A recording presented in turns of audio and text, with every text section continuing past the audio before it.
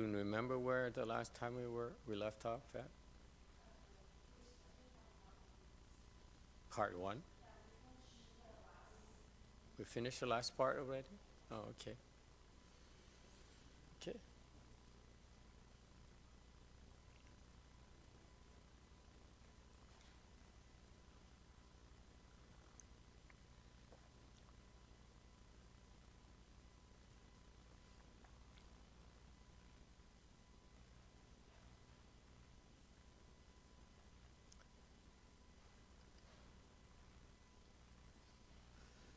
We're supposed to start at 8:30, so shall we wait or you want to get started?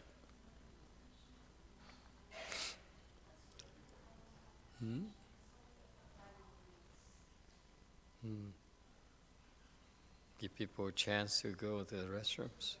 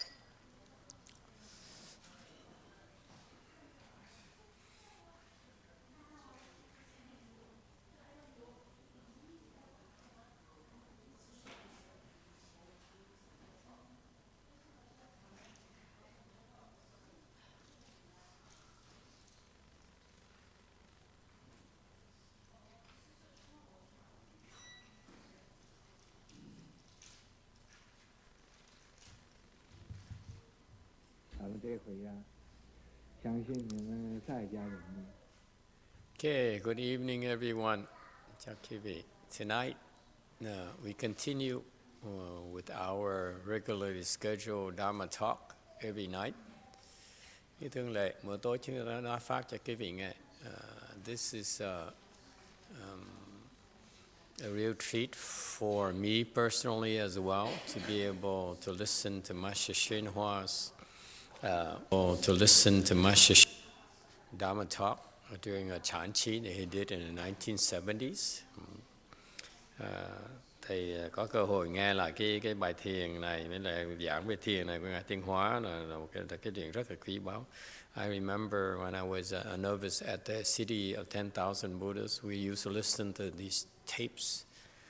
Hồi trước thì ở Vạn Vật Thành Sa Di đó, mỗi lần có thiền thất thì during the Chan Chi, we used to listen to the tape for an hour. Nghe mấy cái băng này 1 tiếng đồng hồ. And basically, it's a nice break for us. We should set up for an hour and then listen to him. That's it. There's no live questions. So I feel that what he taught is very, very profound. He's one of the best trainers in the Chinese Chan school. Thầy thấy là cái ngài Tiên Hóa là một cái vị đại tổ sư về cái dòng thiền của người Tàu. And therefore his teaching has tremendous depth. It's a lot deeper than you realize. Cái lời giảng của ngài nó rất là thâm sâu hơn cái vị tưởng tượng. So even for us to listen, it doesn't hurt to listen to it over and over again. Ngài muốn hiểu được in order to try to reach greater depths each time. Mỗi lần quý vị nghe là có thể có cơ hội để thâm nhập sâu hơn một tí nữa. And whereas we're going to help you by also my being here and trying to have a discussion going about what he's talking about. Rồi cái nhiệm vụ của thầy là ngồi đây để mà có cơ hội để cùng quý vị bàn tán những cái chuyện này and try to answer your questions. If you practice the Chan Chi properly, nếu như một cái vị tu thiền thất đàng hoàng đấy, you apply efforts during the day, quý vị dùng công tinh tấn mỗi ngày, you practice vigorously every day during the daytime. Then by this time of the night, you might have some questions, some issues that need to be resolved. Thường quý vị tu tinh tấn như vậy để tới khoảng chừng buổi tối như vậy đó, thường quý vị có thể có gặp những cái vấn đề, có những cái thắc mắc mà quý vị muốn giải đáp. And this is critical because this is a difference between Hinayana and Mahayana. Đây là sự khác biệt giữa cái tiểu thừa thiền và cái đại thừa thiền. Hinayana training is that the explanation, they don't explain into great depth about the meditation processes and techniques as the way we do in Chan. Thì đương nhiên cái thiền đại thừa mình nó thâm sâu hơn thiền tiểu thừa nha, nhiều.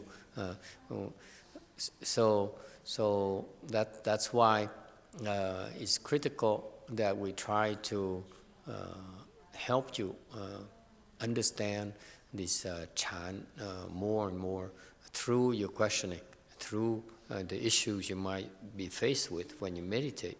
Nên chúng tôi sẽ cố gắng giúp quý vị hiểu về thiền hơn bằng cách là giúp quý vị giải đáp những cái thắc mắc và những cái nghi vấn quý vị có khi mà ngồi thiền. Okay. When it was in my era, I didn't have anyone live to ask questions, even though I wish I did. Thời tu thiền của mình, I was practicing by myself. Hồi đó thì thiền của mình thôi. And throughout the day, I had a lot of questions. Lúc ngồi thiền như vậy đó, day after day, I had so many questions. Thì có nhiều cái thắc mắc dễ sợ lắm.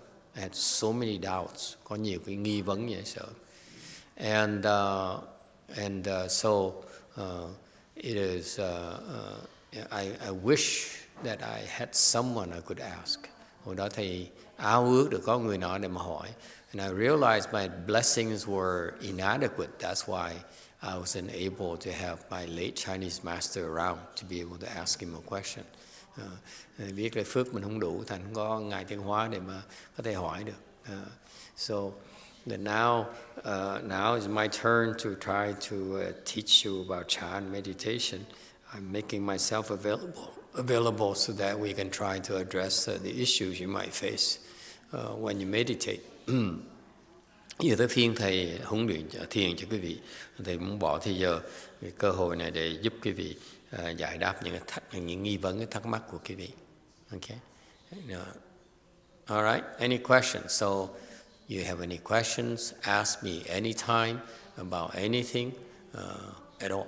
Thành quý vị trong những buổi như vậy, quý vị có những thắc mắc bất cứ về cái gì, bất cứ lúc nào, cứ thoải mái mà hỏi. I understand, for example, on the internet, every night we have a lot of unanswered questions. Như bên mạng có nhiều cái câu hỏi mà mình không có đủ thời giờ trả lời. So what we try to do is, do we keep track of those questions and very much interest so that we can try to answer them as time permits or not, or they get lost? Only the Fochi, there was outstanding questions. Only for the Fochi, there were outstanding questions. The Fochi is also a form of Chinese one. It's up, it doesn't matter. I can get it and then ask. Maybe in the future. You wouldn't believe it. I usually have so many questions every single day. Hồi thầy thiền đó, ngày nào cũng có nhiều câu hỏi thắc mắc dễ sợ. Couldn't find any answers. So anyway, all right, we get started. There you go. 那个魂，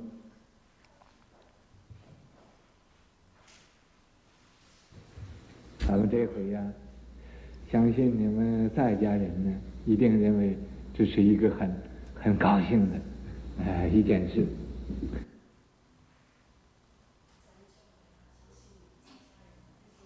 This time, I believe you lay people will agree when I say you must think this is a very happy event.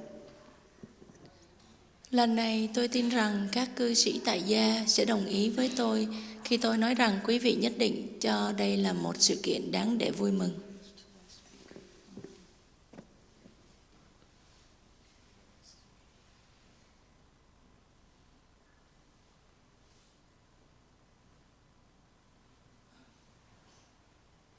三几个凑到一起来做这个 Louder. 做这个结婚的这个典礼。 Maybe a few of you could work together to plan a wedding ceremony. Có thể 2-3 người trong số quý vị sẽ cùng nhau tổ chức một lễ cưới.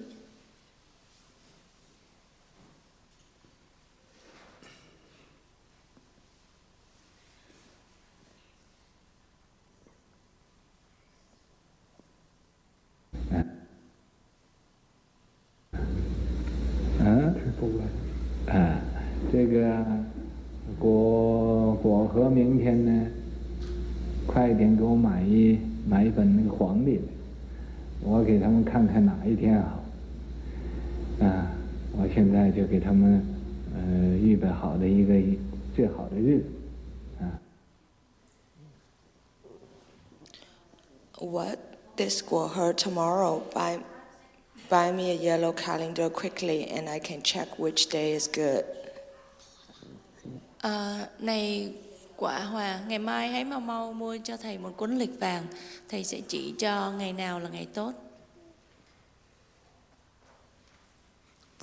Hang on a second. Do the other cultures, do you have this type of calendar at all in your countries, in your cultures? He talked about a yellow calendar. Lunar calendar? This is lunar calendar. You have that too in Korea? Okay. In Vietnam, we just translate from a Chinese. Do the people in Korea still follow that type of lunar calendar? You do? Yeah. Because it's based on the constellations and stuff. So it's fairly good. So actually, it's very useful. The Western culture doesn't have that. And I find it to be quite useful. If you use it, it's quite useful. It's not as the Westerners think of it as superstition, but I don't think it is superstition at all.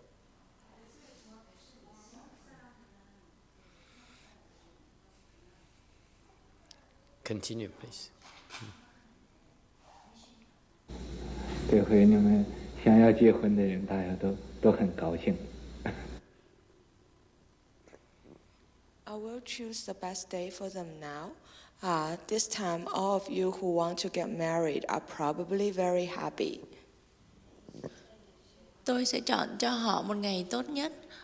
Những ai muốn lập gia đình có lẽ sẽ rất hạnh phúc trong thời gian này.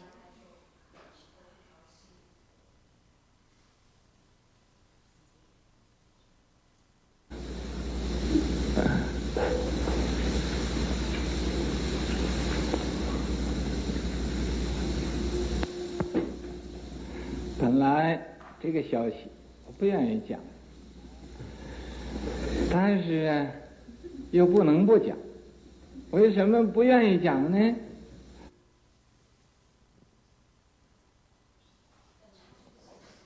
Initially, I did not want to talk about this news, but since then, I really need to talk. How come I did not want to talk about this?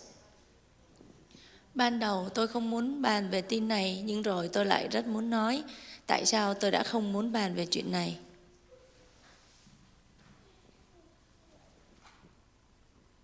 Phát biểu这个消息，因为一发表这个消息呀。 I'm unwilling to divulge this news because once it's divulged, Tôi không muốn tiết lộ tin tức này bởi vì một khi nó được công bố,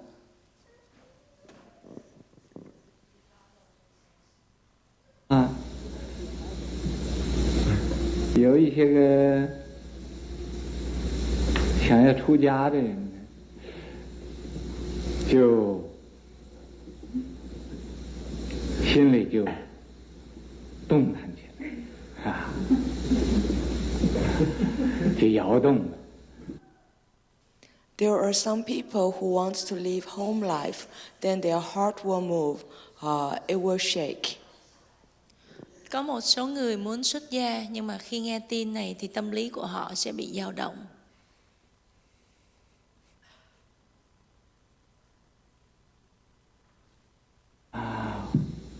我是不是也应该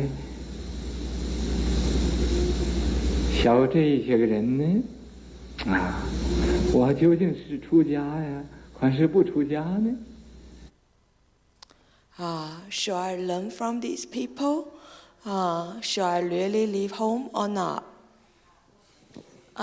Tôi có nên bắt chước họ hay không? Tôi có nên xuất gia hay không?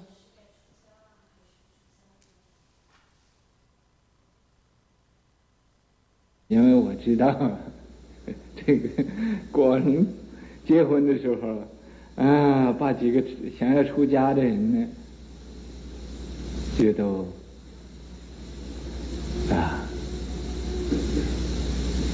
定力跑了。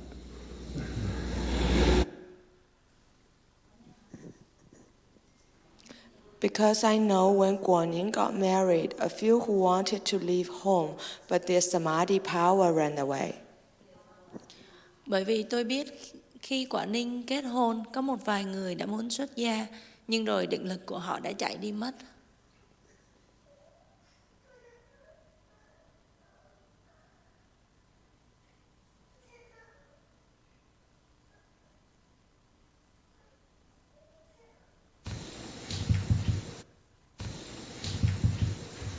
咱们这回呀，相信你们在家人呢，一定认为这是一个很高兴的一件事。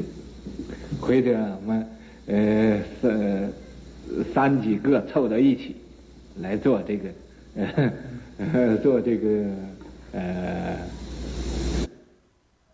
要跑人的人。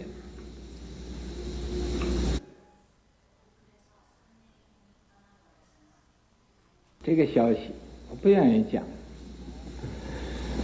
但是又不能不讲。为什么不愿意讲呢？不愿意发表这个消息？因为一发表这个消息呀，把有一些个想要出家的人呢，就心里就动弹起来啊，就摇动了啊！我是不是也应该学这一些个人呢？啊，我究竟是出家呀，还是不出家呢？因为我知道这个果能结婚的时候啊，把几个想要出家的人呢，就都啊定力跑了。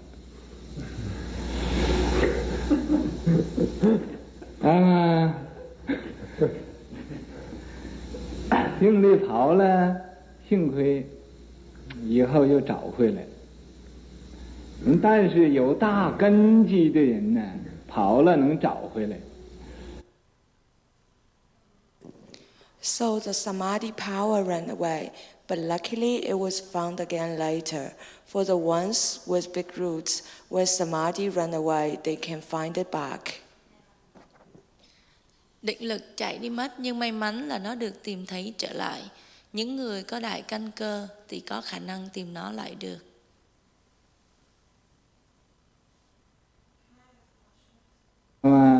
Question. Yes.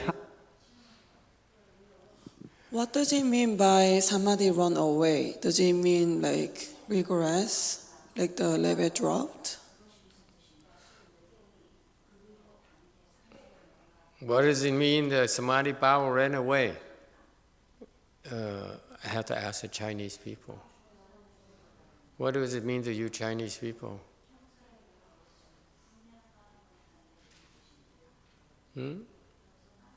No, does it mean anything? How about old Chinese people? Young Chinese people, they don't understand at all. How about old Chinese people? 你的老婆啊，听得懂吗？定力饱了是什么意思呢？我不知道什么意思。是什么意思？请你帮我们一个忙。我不懂什么意思。She doesn't know? Is what she said in Chinese? Okay. Too old. She's too old. Okay. Anyone else? What do you think does the samadhi power ran away? What does it mean?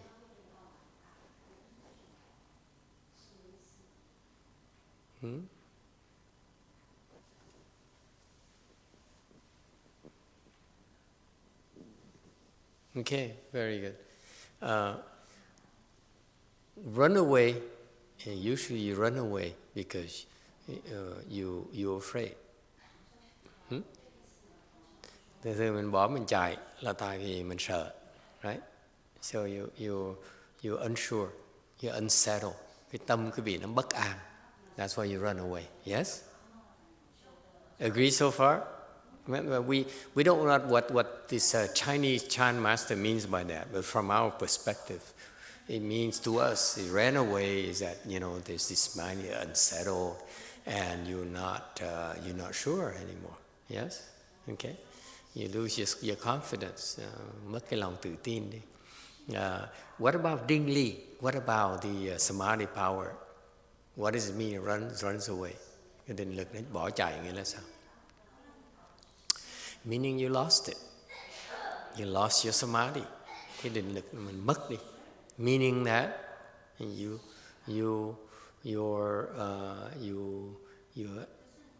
exit your samadhi. Có nghĩa cái vị xuất định. Before when you're so sure, you say, I'm very sure. So, whatever you say cannot affect me.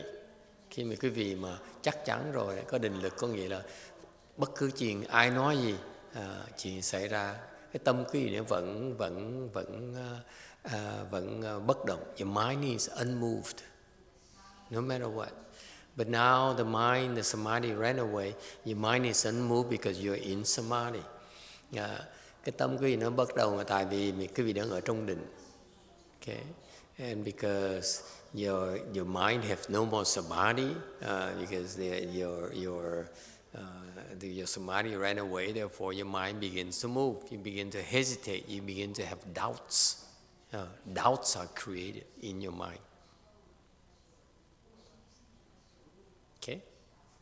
And when you meditate, doubt is one of the worst things that could happen to you. Nếu quý vị thiền, this is very subtle. At a low level, doesn't matter. High level, doubt is a serious problem. Ở trình độ thấp thì không sao. Trình độ cao rồi, cái nghi vấn là cái nó tai hại dễ sợ. It's extremely devastating. That doubt, the nagging doubt that keeps on coming up and coming up and coming up. Okay. Cái nghi vấn nó khởi lên, nó cứ ray rứt hoài. It doesn't get resolved. Okay. It's very, very, very damaging to your meditation process. Yes, question. Orange. Thưa thầy, có người đang là tu nhưng mà bị mất cái motivation, cảm thấy cái việc tu hành nó vô vị rồi bỏ cuộc, như vậy có phải là thối chuyển Bồ Đề tâm không? When someone is meditating, cultivating, and then they find that the cultivation is unbeneficial, unrewarding, is that the case where the mind, the resolve for body is regressing? No, not really. It's not quite accurate. This happens to a lot of people. Khi mà ta tu mà ta chuyện rất là thông thường. It's a lot more often than you think. Nó rất là thường xuyên hơn cái vị tưởng. Okay. Happens in our own temple as well. Chùa mình cũng vậy đó. It's because these people, when they cultivate, they really are not getting much out of cultivation. Tại vì lúc mà tu, quý vị không có thấy cái thú vị trong đó hết đó. Okay. In our school, at our temples, trong cái chùa chúng ta tu, we follow the Mahayana tradition, mình theo cái truyền thống huấn luyện đại thừa, the Mahayana training tradition. So that's why we put so much emphasis on developing your samadhi power. Okay, relentlessly. Thành cái truyền thống đó là họ không nói nhiều. The Chinese don't put that, they don't explain that to you. But what they do, because I watched my master, tại thầy quan sát Ngài YongHua, I saw how he trained his people at the city 10,000 Buddhas for 4 years. Thầy quan sát Ngài tu, Ngài huấn luyện người của họ ở vào một thành 4 năm trời. Okay, and his various branch temples, và những cái chùa khác và những cái chi nhánh khác. And they put so much emphasis on samadhi development. Và cái mà họ chú trọng là cái định lực. Okay? Even though they don't say it, họ không có nói. They don't articulate it even. Họ không có nói. Là họ làm như vậy. Okay? Whereas, for example, and then I went to other temples. Xong thầy đi mấy cái chùa khác. I went to Hinayana Temple, so mấy cái chùa Nguyên Thủy. A friend of mine has a temple in Ontario, and we went there, and they built these huts for people to sit and meditate, okay, for extended periods of time, all day. Họ xây, chùa Nguyên Thủy họ xây mấy cái chòi, rồi họ ngồi đó họ thiền, cho người ta thiền trong cái khu vực riêng, so separate, like a sonbang in Korea, and so they have a separate meditation area. Cái vùng đó là vùng riêng biệt của họ. No one, people are not allowed back there. Họ không được, người ta không được. And it's very nice. They have walk pathways because it's California, so it's not that cold. So you can walk, and you have plenty of space for you to walk around. Đây là Cali, thành ra cái thời tiết nó không đến nỗi lạnh lắm. Thành ra có thể đi nhiều. So này nọ. So the environment is very, very conducive to meditation. That's Hinayana. Cái Nguyên Thủy họ làm như vậy.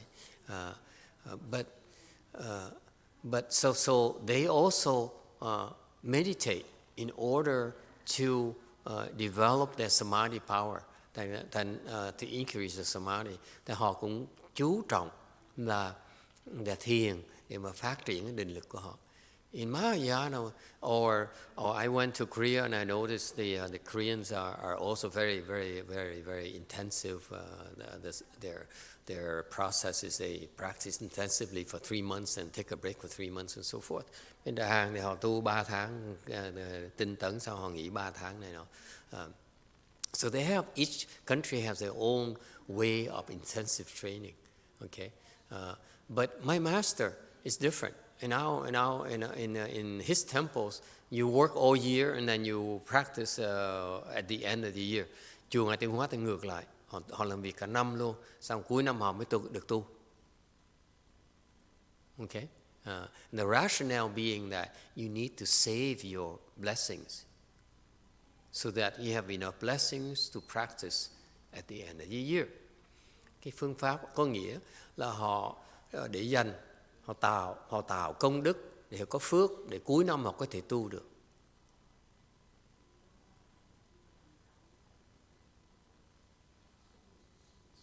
Okay, so that when they apply efforts, when you meditate, they have enough blessings, they will progress, make progress. As you make progress, you will enjoy the cultivation process more.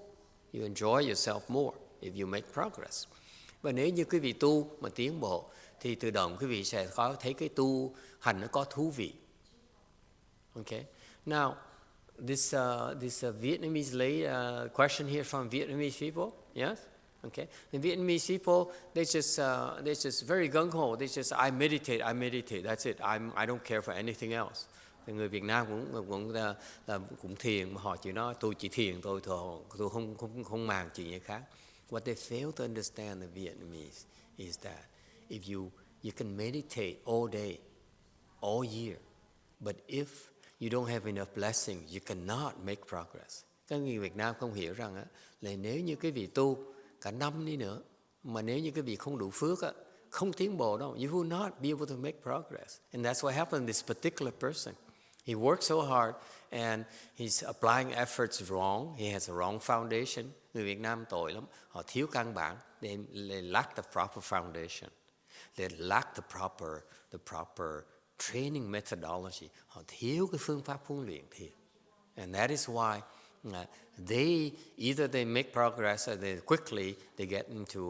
run into a wall. They don't make progress anymore. And it becomes a grind because every day you work so hard and you get nothing out of it. Not enough. Rồi họ vì họ thiếu công đức, họ thiếu phước, họ tu rất là tinh tấn, rồi tới cái mà giống như là một cái vị mà tu cực khổ như vậy, giống như mình chạy, mình hút cái đầu vào cái tường vậy, hút hoài mỗi ngày, mỗi tháng. And pretty soon becomes too much, and they lost their heart, and they feel that cultivation is so tiring, so unrewarding. Họ cảm thấy tu không có kết quả, không có thú vị hết đó. Okay, and that's an indication that the methodology is wrong. Cái đó chứng minh là cái phương pháp của tu hành sai. Because if you practice meditation properly, you will continue to make progress. If you meditate and you progressing, that means your method, what you're doing is right. Nên cái vị tu mà cái vị mà có cảm thấy mà đang tiến bộ, là có những cái phương pháp quý vị đang dùng nó đúng. It takes the proper training, the proper technique, meditation technique and proper training technique for that to happen. Phải có phương pháp huấn luyện đàng hoàng mới có thể tới đó được. Okay? And so it's not necessarily losing the resolve of Bodhi, it's just that the method is wrong. That's all. Nó cách vắn tắt, không phải vấn đề cái Bồ Đề tâm nó không phải vấn đề là cái phương pháp tu luyện, huấn luyện nó sai, unfortunately. Okay, that's all. It's not just Vietnam, but also I noticed a lot of people, when we went to Korea, a lot of people lost their resolve as well because they felt they are not making progress. Không phải riêng Việt Nam không, bên Đà Hàn, they work very hard, tu hành rất là tinh tấn, and yet they're not making progress, không có tiến bộ được. And because of two reasons, có hai vấn đề. Okay, number one là lack the foundation. Thứ nhất, không có cái nền tảng. Meditation requires a proper foundation. Cái thiền cần có cái nền tảng. Okay, and number two, you need to have the proper technique. Thứ nhì, phải có cái phương pháp huấn luyện, the proper training technique. Okay, that's the minimum you need to have. Okay, and what most places don't have. Và cái thứ ba, the third one, that's much more critical, nó quan trọng hơn nữa, is that you have a teacher that provides you guidance. Cái thứ ba quan trọng hơn nữa là quý vị có một cái người để hướng dẫn cho quý vị. And case in point, when my master is alive, he trained so many enlightened disciples. Bằng cớ là khi mà Ngài Tiến Hóa đó đã còn sống đó, còn tại thế này đó, Ngài dạy thiền đó, Ngài đào tạo rất nhiều người giác ngộ. Many enlightened disciples. No two ways about it. Rất nhiều người. After he died, sau khi Ngài chết, we, later disciples, all we had was his tapes. Đời sau chúng tôi đó, những cái băng thôi. I listened his tapes for 4 years. I made no progress whatsoever. Thì nghe băng Ngài 4 năm trời, every single day. I used to listen every single day. No progress at all. Because, tại vì nghe 4 năm trời không tiến bộ. Tại sao? Because I listen to tapes, I have questions. Tại vì thầy nghe cái băng có những cái thắc mắc, and no one could give me the answer. Không ai trả lời được cho thầy. It's the questions that's stopping me. Những câu hỏi đó cái mà nó chặn đường thầy lại. And if people don't help you resolve those questions, those issues, you'll be stuck. Nếu không ai giúp quý vị giải quyết những cái thắc mắc đó, quý vị tự động nó sẽ bị kẹt lại. And that's so I was there for 4 years. I really made very minimal progress. Ở đó 4 năm trời, không có tiến bộ gì nhiều. And I was, at the time, I was one of the few people who meditated a lot more than most of them. Hồi đó thầy thiền nhiều vậy sao? I used to meditate so often, a lot more than most of them. Thầy thiền nhiều hơn tất cả mọi người. Because I would work and I finished my work so that I could meditate more hours than they did. I get up earlier, hồi dậy sớm hơn, thầy làm việc lẹ hơn. I used to work a lot faster, get my work done, and then hide somewhere, hid somewhere to meditate. Làm việc xong rồi trốn, đi thiền. Okay? Or I would get up at 2 in the morning, hoặc là thức dậy lúc 2-3 giờ sáng, meditate, okay? And before doing ceremonies. And when my boss is not around, I wouldn't even do ceremony, I would meditate throughout the day. Until he comes back. I would lock up the temple, I wouldn't allow people coming in. Hồi đó thầy, ông boss thầy mà bỏ ra khỏi chùa một cái là thầy khóa cửa lại, không mở chùa, không làm lễ, ngồi thiền cả ngày luôn. Okay? And so, but no progress. Hoàn toàn không tiến bộ gì. So little progress. Yes, sir. Question, Red.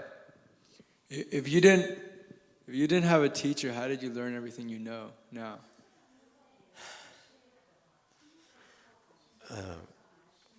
I just lucked out, I guess.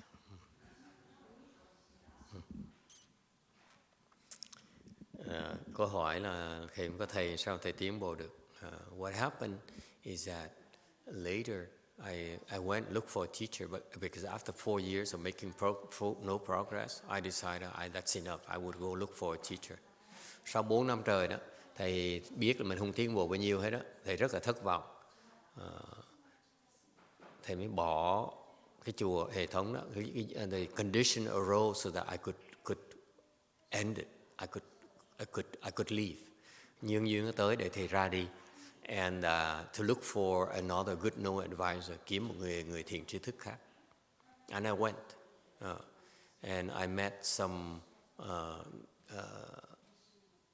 good teachers, very well-known teachers. Tôi gặp nhiều cái người thầy, một số người thầy giỏi. In particular, I met with Master YongHua in Hong Kong when he was still alive. Hồi đó gặp ngài Thánh Nhất ở bên Hồng Kông đó. And I went to Taiwan. I didn't find anyone that I was interested in, even though they all offered me comfort and guaranteed temples and future and so forth. Qua Đài Loan, ta hứa thầy cái tương lai rất là sáng lạng, tiền bạc, chùa chiền, của cải này nọ. Okay, they're looking for a successor. But I wasn't interested in any of them. Hồi đó không thích. But I looked out. I went to Hong Kong, qua Hồng Kông, and I met with Master YongHua. Gặp ngài Thánh Nhất. I knew that's what I would stay at his temple. Thì gặp ngài Thánh Nhất, thầy biết this is a teacher for me. Biết ngài là ông thầy của mình. Okay. And because I knew he was a Wei Yang Chan Master. Thì biết hồi đó ông này là một cái vị thiền sư dòng Huy Ngưỡng in our lineage. So I say, all he had to do is to say, stay here. Because one of his students was later I found out he's a second ground Bodhisattva. Sau thì mới biết ông sư, một đệ tử ngài Thánh Nhất á, là ông đó, sau này mới biết ông đó là nhị địa Bồ Tát. He says, I came there, I went all over China. Ông kể chuyện với thầy. He said, for some reason, he loved to talk to me. He talked to me virtually every day. Hồi đó ông thích nói chuyện với thầy. Ông kể, he talk how I went to this temple, different temples throughout China. Ông thích đi thiền. He's a Chan practitioner. He goes to all the Chan temples throughout China. Mấy cái chùa thiền viện bên Tàu ông đi tới hết. Went to all of them. And so he said, but then I went to Hong Kong, met with Master YongHua. Master YongHua looked at me and said, I'd like you to stay here and practice with me. Thì ngài Thánh Nhất gặp ông này mới nói là tôi muốn ông ở lại đây tu với tôi. So I took it as a hint that all I have to do is wait for Master YongHua to ask me to stay if I'm good enough. Thầy mới hiểu, thầy mới coi đó là một cái cách được nhắc bài, là nhắc lời, là nếu như mà ngài Thánh Nhất mà nói mà ở lại tu á, thì nghĩa là mình xứng đáng ở để ông huấn luyện cho. So I waited for him to tell me to stay and practice with him. I would give up everything in the world to do that. Thầy sẵn sàng bỏ hết tất cả, okay, to practice with him. But he never did.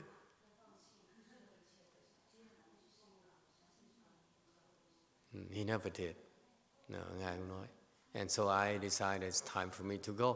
Tôi biết là lúc mình phải đi rồi, đuổi thủi. So I was ashamed that I wasn't worthy for him to ask to stay, so that he can train me to stay, cultivate with him.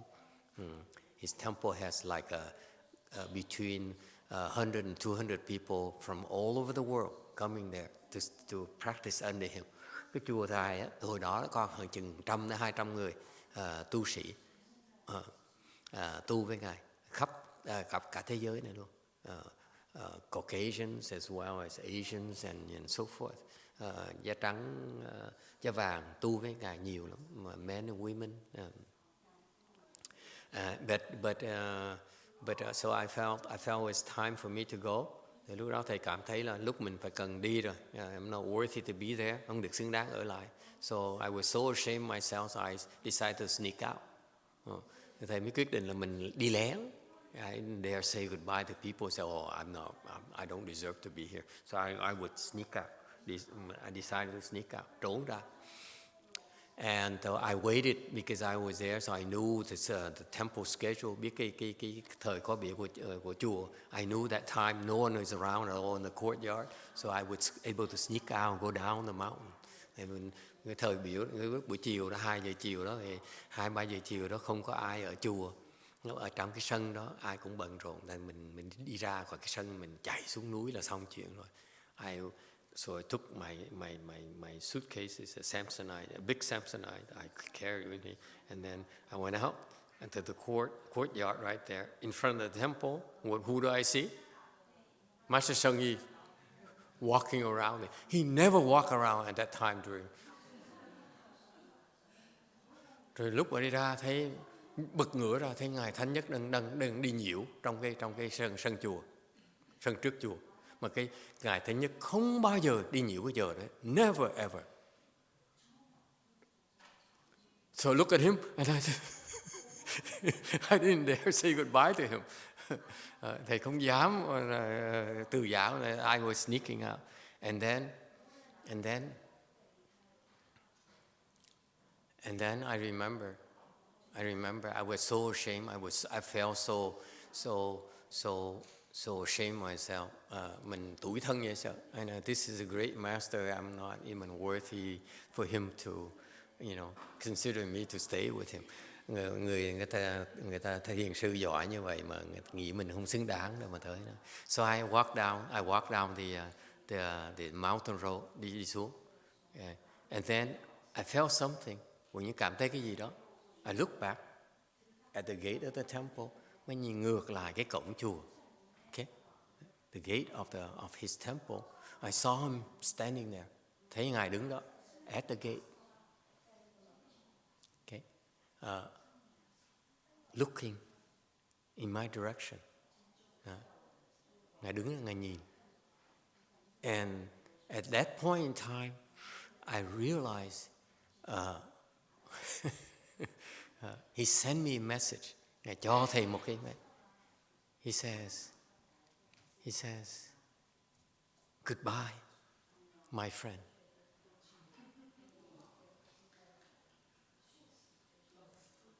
We're not meant to be together. Nói là chia tay với bạn nha.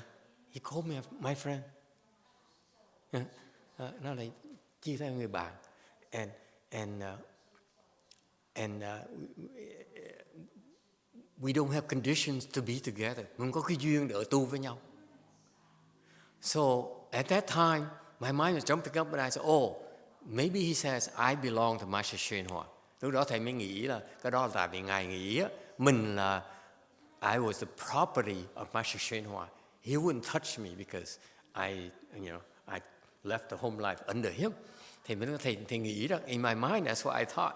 Tâm mình mới nghĩ rằng là ngài không thèm đụng mình là tại vì ngài nghĩ mình là sở hữu của ngài Tiến Hóa. Colleagues will not steal disciples from each other. Đồng nghiệp sao mà ăn cắp Phật tử với nhau, đệ tử với nhau làm cái gì? So I went home. I remember that. I said, the message he sent me is that you're special. Okay, and then you have Master YongHua on your back. Thành ra thầy cái bài học ngài nói thầy cái bài cái ngài này nhắn cho tin cho thầy là thầy là người không phải tầm thường và thầy là có ngài Tiến Hóa sau lưng. You have Master YongHua behind you. So that's why I'm very grateful to this monk.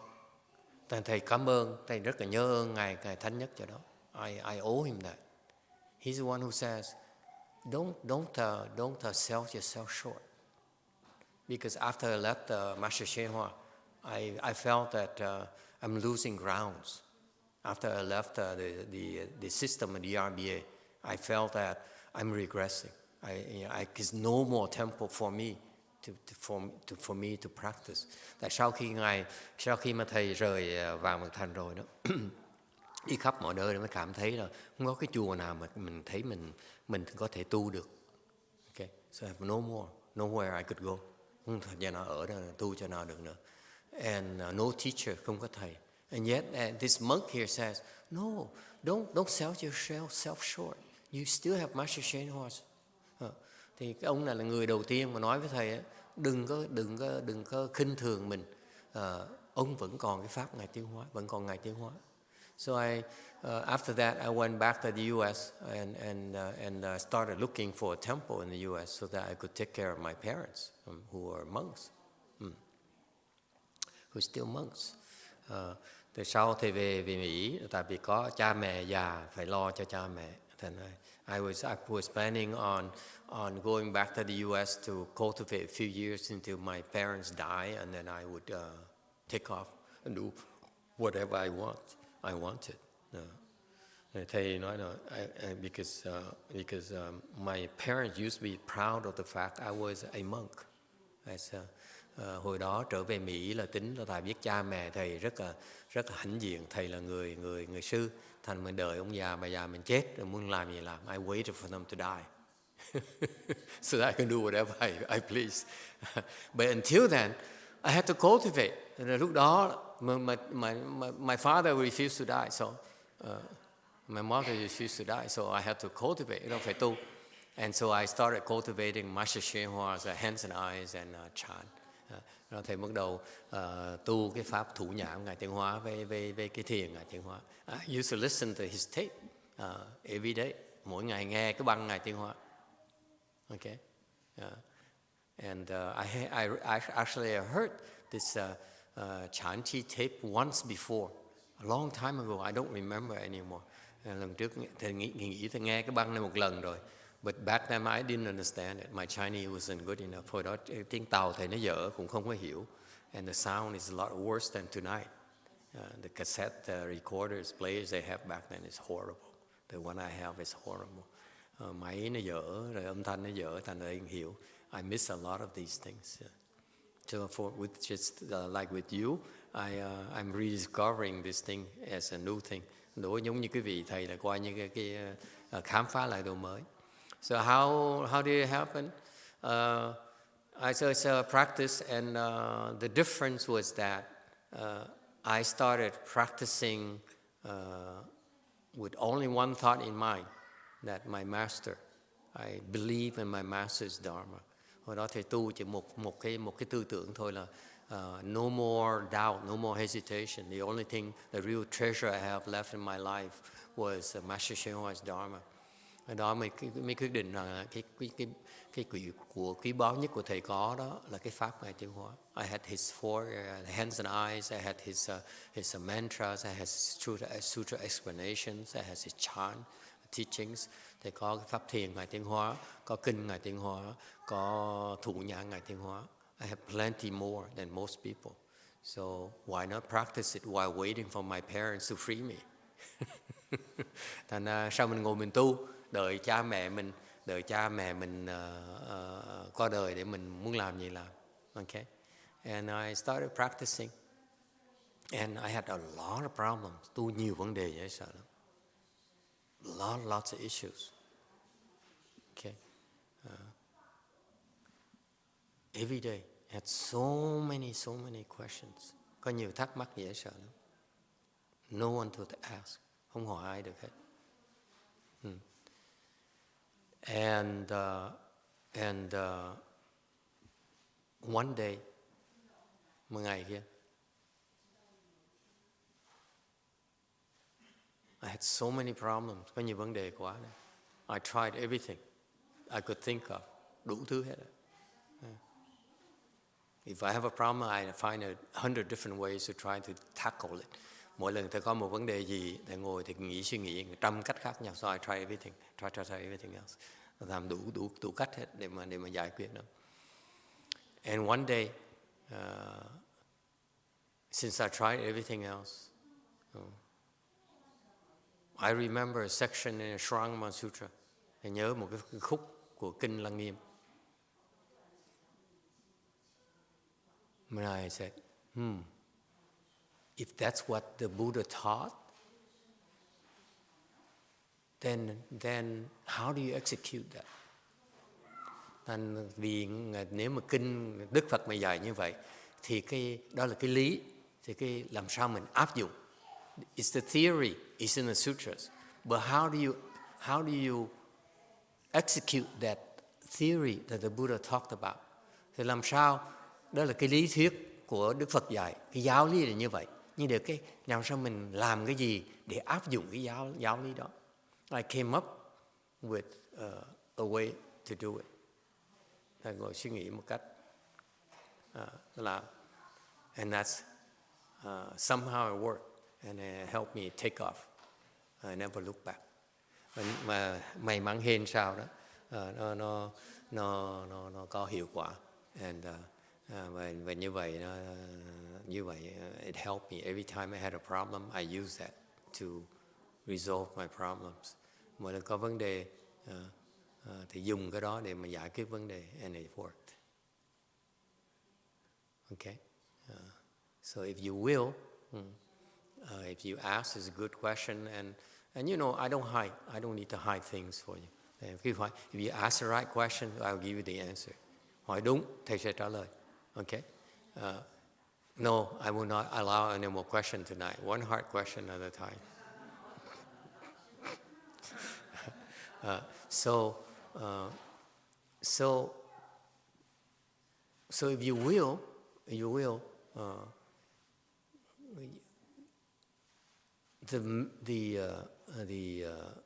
my teacher, even though I didn't have a teacher, my teacher was Shakyamuni Buddha, because I researched his Shrangama Sutra.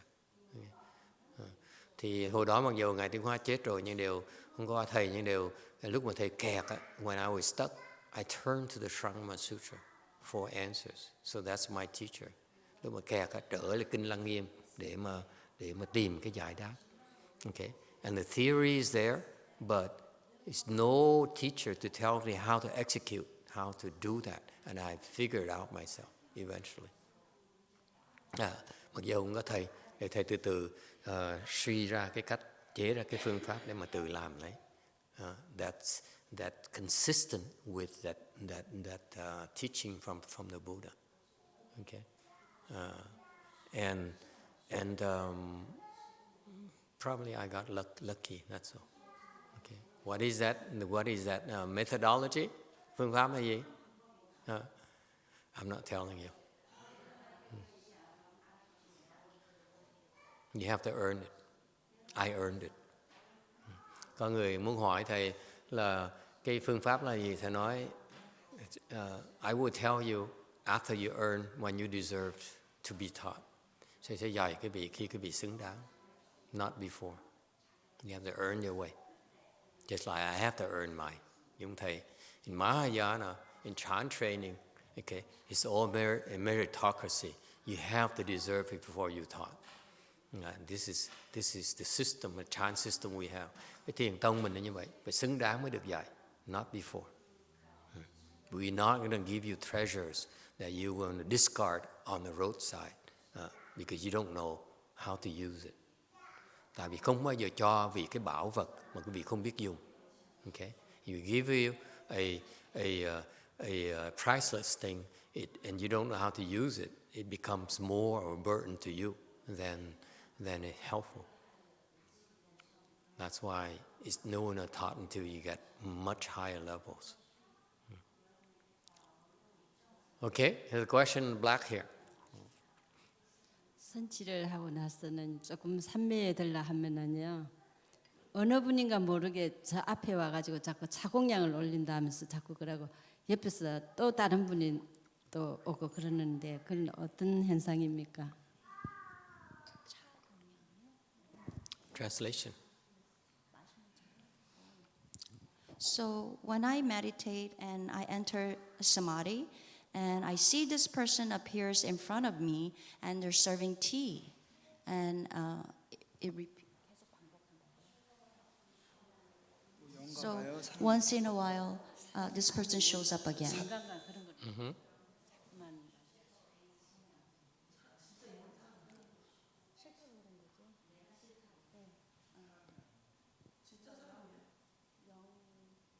So she's not sure, but it's a person, but it's a spirit, and show up in front of her and try to serve her tea, and she refused the tea, but the spirit or person shows up again.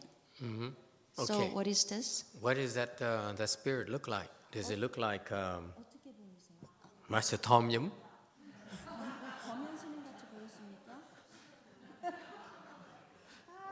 He's the only tea master around here.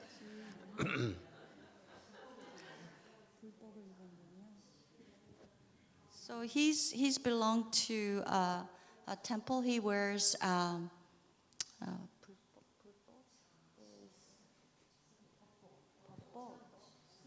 승복. So he's wearing like the sash and his robe. Thank you. Robe and sash. What Robe color? and sash. Orange or brown? So the color was more like this gray and brown. Yeah, so it's not Master Tom Yum, clearly. 아, 그러면 범현 스님은 아니었군요.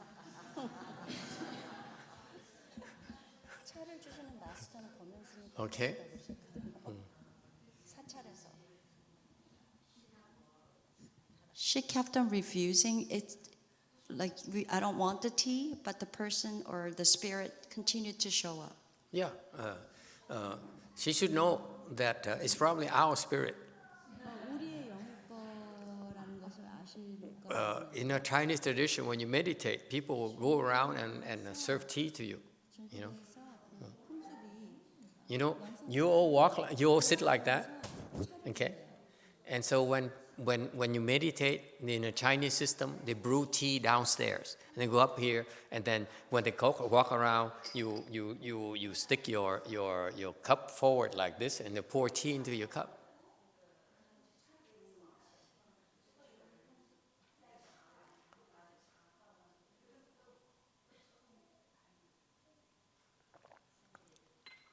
Okay, so that's a friendly tea spirit of Wei Mountain Temple.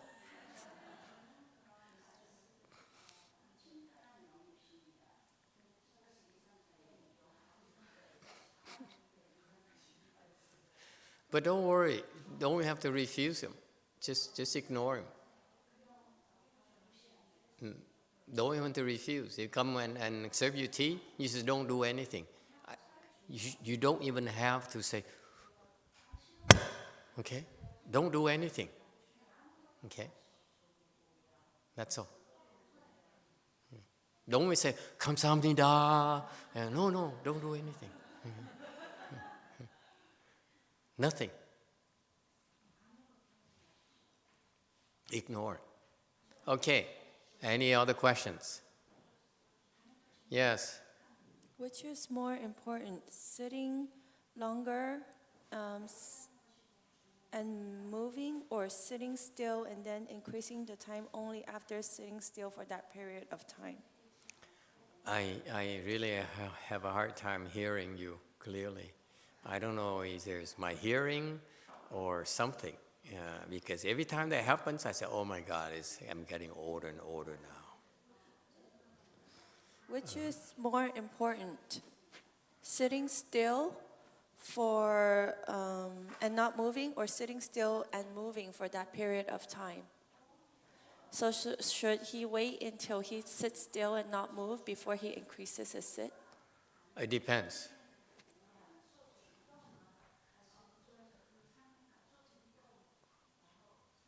I don't care if you sit still or you don't sit still, as long as your samadhi power increases, that makes me happy. I can't care less you sit still or you sit and fidget like crazy, like Andres.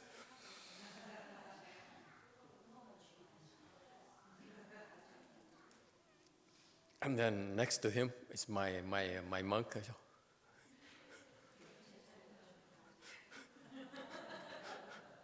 I don't care what you do as long as you improve. That's good enough. Có câu hỏi là mình ngồi yên bất động với là ngồi nhúc nhích thì cái nào tốt hơn? Thầy nói thầy không cần biết yên là nhất là bất động, chỉ miễn sao cái vị tiến bộ thầy mừng rồi. Ok. Có người thì thích ngồi gồng nên ngồi như cái tượng vậy. Còn có người thì học trò thầy đại đó.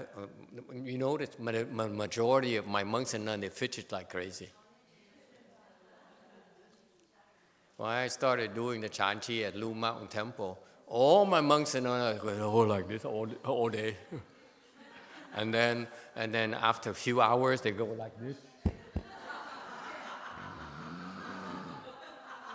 All of them.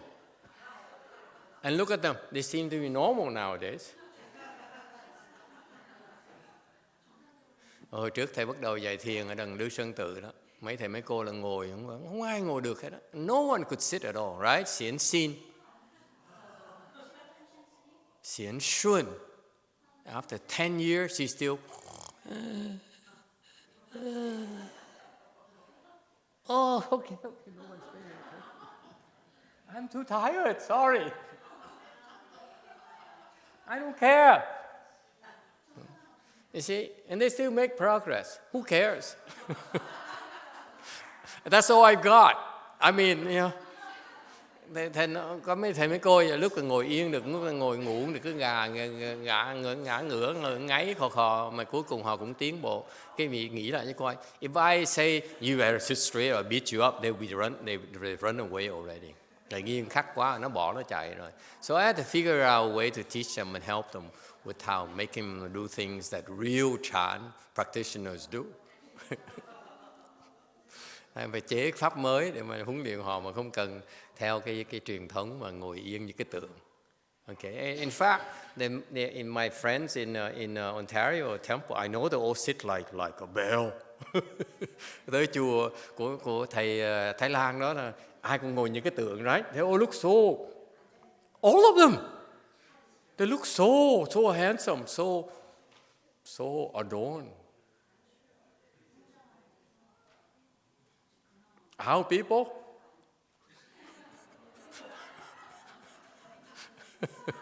So embarrassing.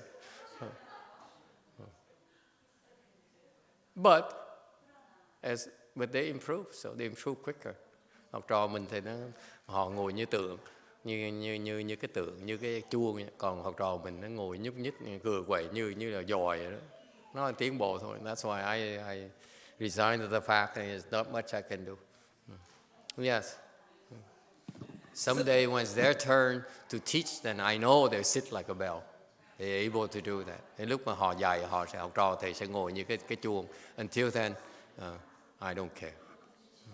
Yes, Green. So the Korean Buddhist newspaper asked me, can you send me a photograph of people sit and meditate? And I looked through it. There's nothing. I'm like, oh, okay, give me a minute. I search, nothing. Cô này nói cái tờ báo Đại Hàn hỏi quý vị dân thiền phải không? Thì cho tôi vài cái hình của người đang hành thiền, quý vị đang ngồi tọa thiền. Cô nói đợi tí nha, không có kiếm được cái hình nào mà tọa thiền mà ngon lành hết đó. I feel sorry for you. Yes, Black. 저기 큰 뿌리라는 게 무슨 의미인가요? 혹시 신심을 의미하는 건지 궁금합니다.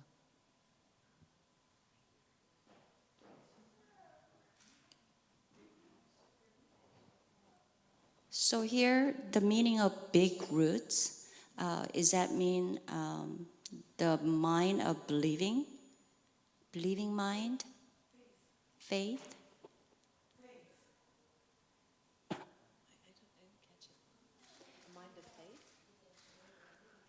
Big roots. Okay, final, last question. It's a big root. Time is up. We need to keep up with the schedule here. We need to go back to meditation, right? Tới giờ mình giữ theo cái thời có biểu, tới lúc mình phải thiền, có nghĩa là cái việc có thể trở về lại ngũ ngục. Big roots here refers to the people who have tremendous amount of blessings. Cái người căn cơ này đó, là có cái người mà có phước báo nhiều lắm. For example, ví dụ, I'm embarrassed to share this with you. Thì thú thật với cái chuyện này. When I met my master's Dharma, Master YongHua's Dharma, khi về gặp Ngài Thiên Hóa đó, I didn't know we weren't, because we're Western people, Western educated people. They didn't talk about the importance of planting blessings. Mà lúc thầy gặp Ngài Thiên Hóa, vì theo vấn đề giáo dục người Tây phương đó, họ gặp thầy đó, they were kind of scared of me, so they didn't teach me much. They didn't like me anyway, and so they didn't teach me the importance of planting blessings. Họ không dạy thầy là the way I teach you. Right? What you don't, everything you do here involves planting blessings for you. Quý vị tới cái chùa này, nhất cử nhất động quý vị làm đang tạo cái phước báo cho quý vị. Okay? You're creating blessings for yourself, including building, believe it or not. Okay? I didn't understand the importance of planting blessings at all. Hồi đó thầy không biết cái tầm quan trọng của cái trồng phước. So I basically help a little bit, help a lot in some areas, but not enough to be able to cultivate. Mặc dù thầy có giúp vài chỗ thì giúp khá đắc lực, có vài chỗ và mấy chỗ là thì chả giúp gì hết. Nhưng đều không đủ để mà ở đó mà tu. You need to have a lot of blessings in order to cultivate at a certain place. Muốn tới chỗ nào tu cần rất nhiều phước mà ở đó lại được. You don't have enough blessings, you run away. Quý vị không đủ phước á, quý vị bỏ chạy ngay. I've seen it for the last 15 years. People who don't have blessings, they run away.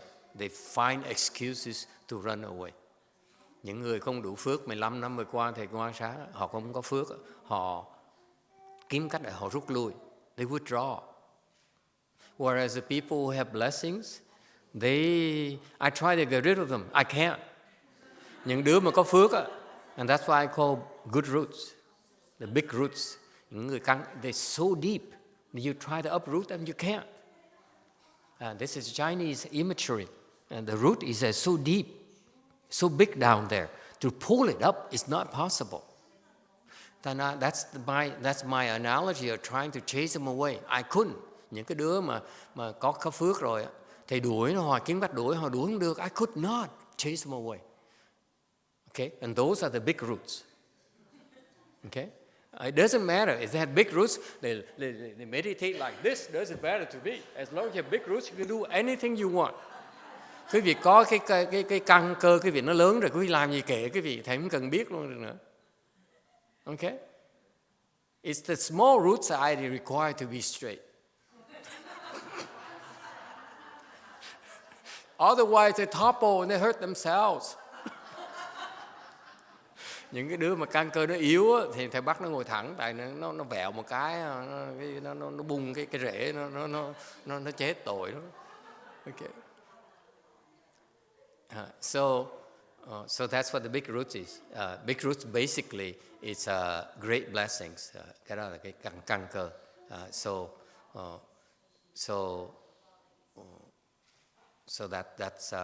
that's in Mahayana we talk about roots. Đại thừa mình nói về cái căn cơ, which is key in the practice. Okay? Cái căn cơ này, cái gân, cái căn is gun or the root. In Mahayana is a critical concept, một cái quan niệm rất là quan trọng. You better cater to your roots. You better work on your roots. Mình tu, you want to practice Mahayana, you better build your roots so that it's humongous down there. It's nothing up on top, but it's a humongous root system down there. You make it. Mặc dầu ở trên nó có tí xíu thôi, mà ở dưới mặt đất cái hệ thống rễ quý vị nó to thiệt là to đó. Thì trước sau quý vị sẽ thành cây. You will make it. That's what happened to me. My roots underneath is humongous. That's why I was able to practice by myself. Thành hồi đó, thú thật nói cái vị là hồi đó cái căn my roots are humongous, not big. My roots are huge, not just big. This ta here is for the Chinese. For us, in the modern time, it's not ta. It's gigantic.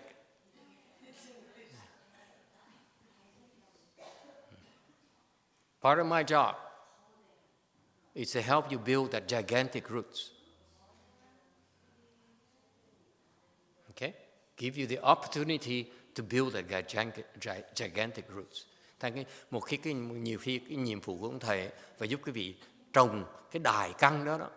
then you can go anywhere, you can do anything you want, you can practice anything you want. Cái đại căn cái việc có rồi, cái muốn làm gì cũng được, muốn tu gì cũng được. You can sleep, you can practice one day, a week, one day, a year, doesn't matter. Okay? That's a secret in Mahayana, in a Chan school. Okay?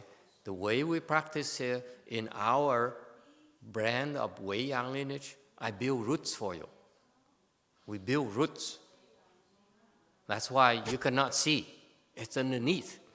Tại cái hệ thống mình tu là mình trồng cái căn cơ của mình. Nó ở dưới mặt đất.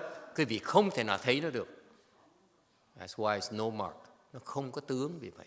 It's markless. Okay? Good question. Very good. What? You still have questions? Time is up.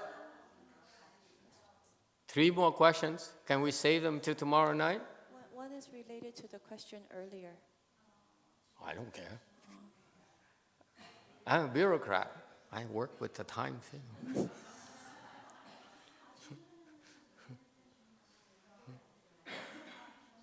Okay? Let's save them for tomorrow. Okay, thank you everyone. Okay.